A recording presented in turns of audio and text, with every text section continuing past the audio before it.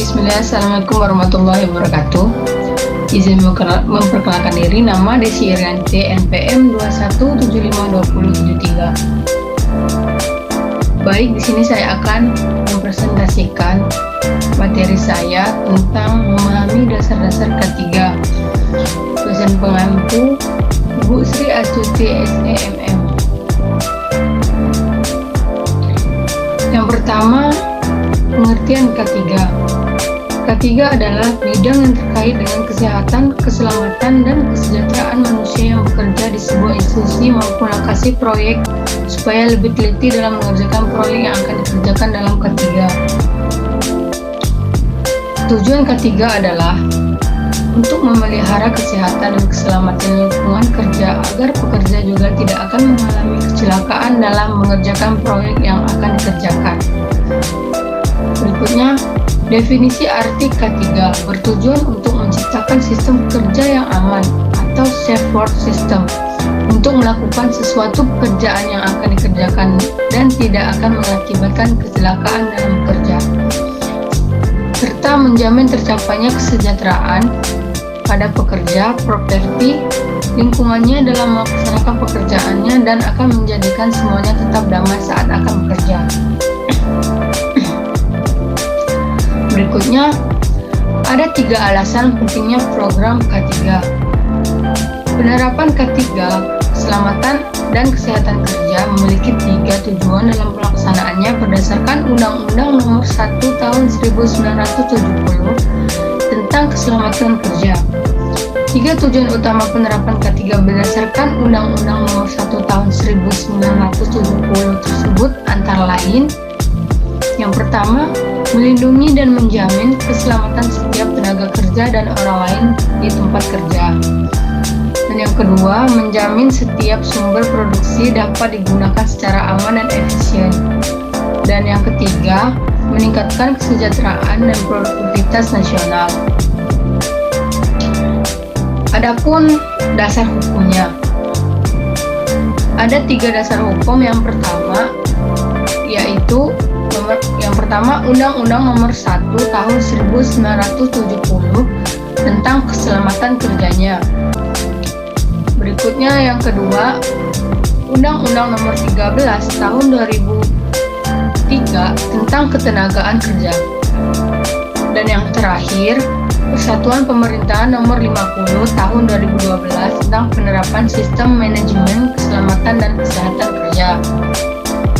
Berikutnya, adapun manfaat K3. Secara garis besar, fungsi K3 atau manfaat K3 untuk berbagai macam pihak adalah: yang pertama, pekerja memahami bahaya dan risiko dari pekerjaannya. Dan yang kedua, pekerjaan memahami tindakan pencegahan agar tidak terjadi kecelakaan.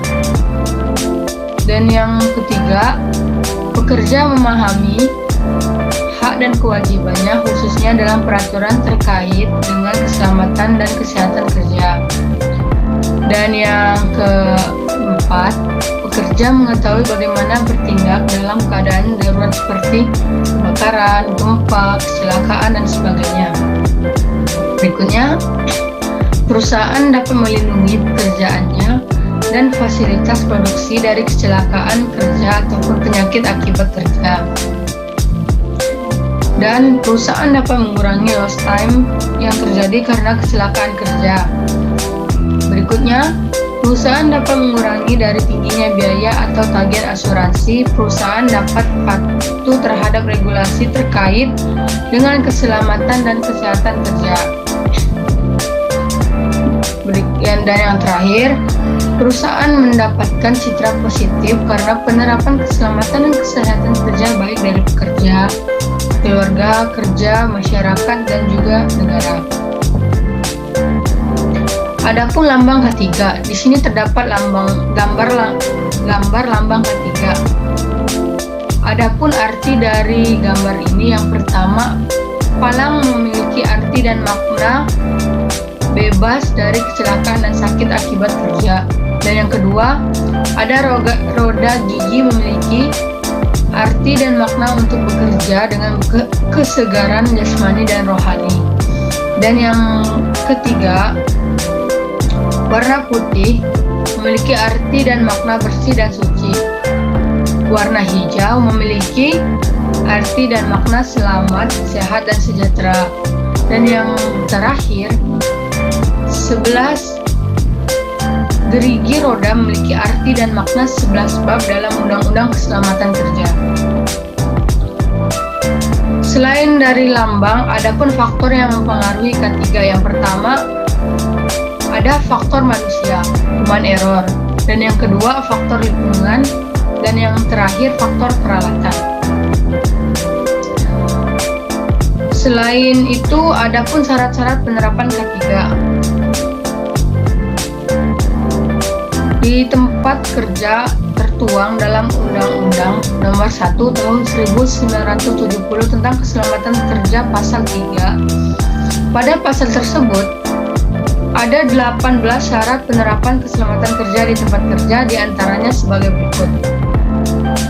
Yang pertama, mencegah dan mengurangi kecelakaan kerja. Dan yang kedua, mencegah, mengurangi, dan memadamkan kebakaran. Dan yang ketiga, mengamankan dan memperlancar pengangkutan manusia, binatang, tanaman, dan barang, serta mengamankan dan memelihara segala jenis bangunan. Adapun mengamankan dan memperlancar bongkar muat, perlakuan, dan penyimpanan barang, mencegah tekanan aliran listrik berbahaya, menyesuaikan dan menyempurnakan keselamatan pekerjaan yang resikonya bertambah tinggi, penerapan yang cukup dan sesuai, suhu dan kelembapan udara yang baik, menyediakan ventilasi yang cukup, memelihara kebersihan, kesehatan, dan ketertiban, keserasian tenaga kerja, peralatan lingkungan, dan cara proses kerja, serta menyesuaikan dan menyempurnakan keselamatan pekerjaan yang resikonya bertambah tinggi. Adapun mencegah dan mengurangi bahaya peledakan, memberi jalur evakuasi keadaan darurat, memberi P3K kecelakaan kerja, memberi APD atau alat pelindung diri pada tenaga kerjanya, mencegah dan mengendalikan timbulnya penyebaran suhu, kelembapan, debu, kotoran, asap, uap, gas, radiasi, kebisingan, dan getaran, serta mencegah dan mengendalikan penyakit akibat kerja atau PAK dan keracunan. Baik, sekianlah presentasi dari saya. Apabila ada kesalahan, saya mohon maaf. Saya akhiri. Wassalamualaikum warahmatullahi wabarakatuh.